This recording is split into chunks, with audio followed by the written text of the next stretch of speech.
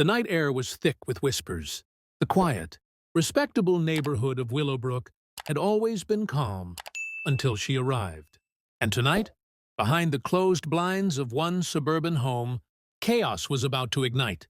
Karen Whitmore stood in the center of her living room, her arms crossed tightly, her jaw clenched. Her gaze darted from the glowing lights of the city, visible through the window, to the neatly organized notes spread across her dining table. She wasn't just planning, she was plotting. For months, Karen had felt overlooked. At work, her colleagues whispered behind her back, dismissing her ideas. In the neighborhood committee, her suggestions were always ignored. And even at home, she sensed her family pulling away. But tonight, Karen vowed it would all change. She would take control. "People think I'm weak," she muttered, her voice sharp. "They'll see soon enough. They'll all see." Her plan was bold. She would assume leadership of the neighborhood's community board, dismantle old traditions, and replace them with her vision. No more being ignored, no more quiet compliance. She would dominate every room she entered. The first move? Forcing her way into a late-night emergency meeting, called to address a property dispute. Karen wasn't invited, but in her mind, that didn't matter. She rehearsed her lines in the mirror, practicing the cold, commanding tone she believed would bend others to her will. Hours later, under the dim glow of fluorescent lights in the town hall, Karen marched in. Gasps rippled through the crowd. She wasn't supposed to be there. Still, she strode to the front, chin high, her heels clicking against the polished floor like a judge's gavel. "Ladies and gentlemen," she declared, slamming her hand against the table, "this board is failing. I will not stand by while incompetence ruins this community. From this moment forward, I am in charge." The room froze. Her words hung in the air like a thunderclap. Some people exchanged uneasy glances. Others scoffed openly. A man in the back whispered, "Who does she think she is?" Karen's heart pounded, but she mistook their silence for submission. She believed the room was bending to her will, when in truth, a storm was brewing. Her bold declaration wasn't just a power grab, it was the first domino in a chain of events that would strip away everything she thought she controlled. Because what Karen didn't know was this: the harder she tried to seize power, the faster it would slip through her fingers, and soon the price of control would be everything she valued most. The silence after Karen's declaration stretched on, brittle and uneasy. She smiled, mistaking it for respect. But beneath the surface, dissent was already stirring. The chairman of the board, Mr. Halloran, adjusted his glasses and leaned forward. His voice was calm but firm. "Mrs. Whitmore, this is highly irregular. You are not an elected member of this board. You have no authority here." Karen lifted her chin. "Authority comes from strength. And clearly, none of you have shown it." Her words were sharp, echoing off the town hall walls. A murmur rose among the attendees, half in disbelief, half in anger. A woman seated near the front whispered, "She's lost her mind." Another muttered, "Always trying to take over everything." But Karen pressed on. "This community needs order, vision, direction. And I'm the only one willing to provide it." For a fleeting moment, she believed she'd swayed them. She even caught sight of a few younger members leaning forward, intrigued by her confidence. But then came the rebuttal. "Order?" Halloran's voice carried a weight Karen hadn't anticipated. "You call barging in uninvited and insulting everyone order? No, Mrs. Whitmore, this is chaos." Laughter erupted in the room, sharp and cutting. Karen's face flushed red, but she masked it with a smirk. "Laugh all you want. When everything collapses, don't come begging me for solutions." As she turned on her heel and stormed out, she didn't notice the way people looked at one another. Not with fear, but with resolve. That night, Karen had made enemies, and enemies always remember. Back home, Karen paced furiously. "They don't understand," she muttered, wringing her hands. "They're blind. All of them." She poured herself a glass of wine, her mind racing with strategies. If they wouldn't hand her control, she would take it by force of persistence.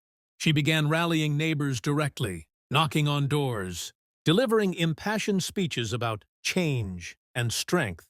Some listened politely, Others closed their doors before she finished. A few even recorded her on their phones, smirking as they posted clips online with captions like, "Here goes Karen again." The videos spread faster than she realized. At first, Karen dismissed them as irrelevant, but with each passing day, the whispers grew louder, the smirks more pointed. She thought she was building a following, but in truth, she was becoming a spectacle. And though Karen didn't yet see it, her grip on control was already slipping.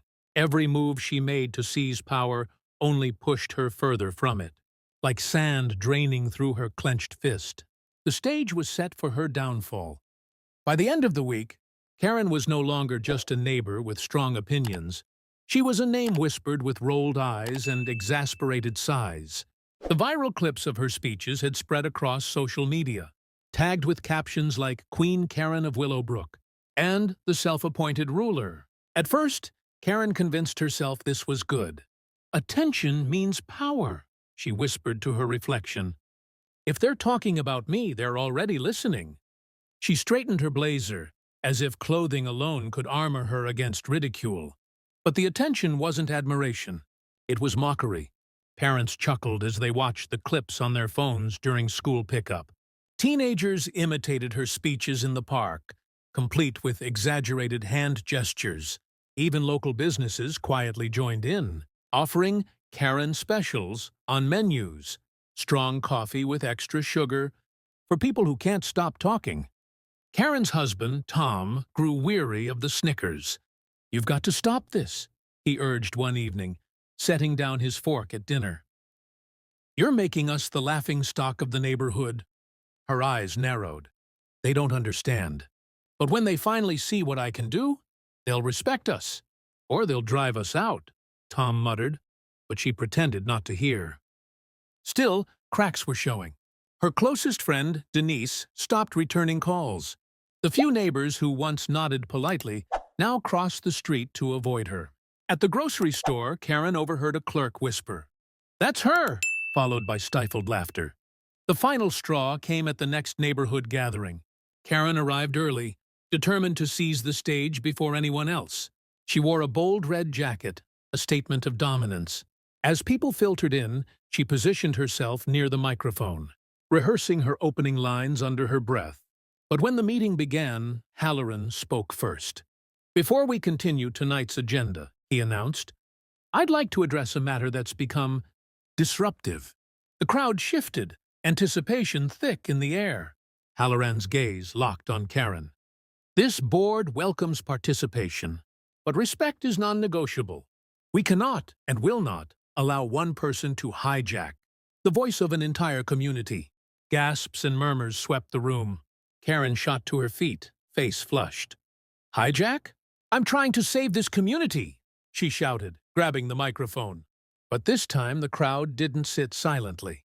"Sit down, Karen," someone yelled. "Enough already," another added. The room erupted in jeers and groans, drowning out her voice. For the first time, Karen felt the tide truly turn against her. The authority she had clung to so desperately was slipping away, ripped from her hands by the very people she wanted to control. And she had no idea just how much more she stood to lose. Karen stormed out of the community hall, her heels clattering angrily against the pavement. The jeers still rang in her ears, echoing louder than any applause she had ever dreamed of receiving. She gripped her phone so tightly her knuckles whitened, scrolling through the latest posts about her. Memes, mocking nicknames, clips edited with laugh tracks. The internet had crowned her, not as a leader, but as a joke. At home, Tom sat in silence, the television humming softly in the background. He didn't even look up when Karen entered. "Well?" he asked flatly. "They're cowards," she snapped. "All of them. They'll regret laughing at me when they realize they need someone strong." Tom finally turned his eyes to her. "Strong doesn't mean controlling. Karen, you've turned everyone against you, including me." His voice cracked on the last words.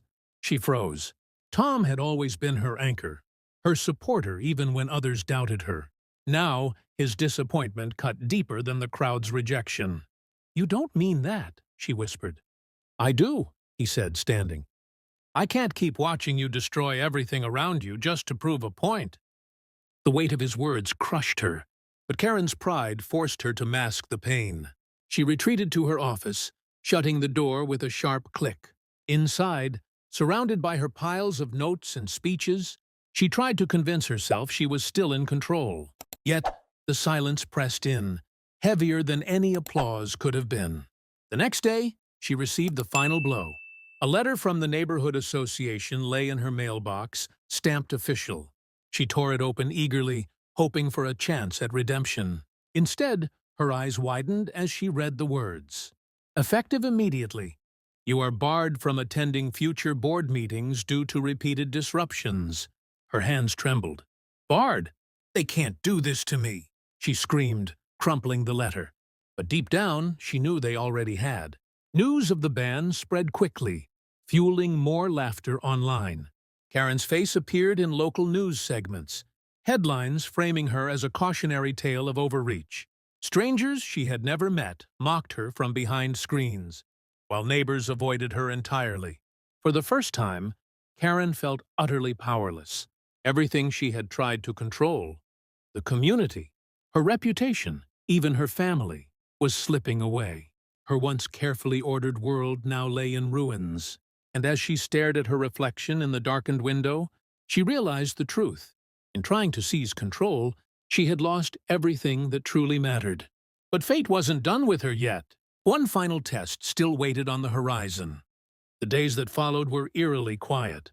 Where once Karen had thrived on attention, whether admiration or outrage, she now found herself drowning in silence. Her phone, once buzzing with notifications, lay untouched on the counter.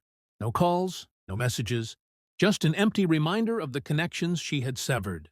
Tom had packed a bag and moved into his brother's house, leaving behind a note on the kitchen table. "I can't live like this anymore. When you're ready to let go of control, maybe we can talk." The words stung, sharper than any headline or jeer. Karen sat alone at the dining table, staring at the scattered papers of her abandoned plans.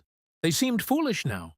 Grand speeches that had never been delivered, charts of neighborhood projects that no one had asked for.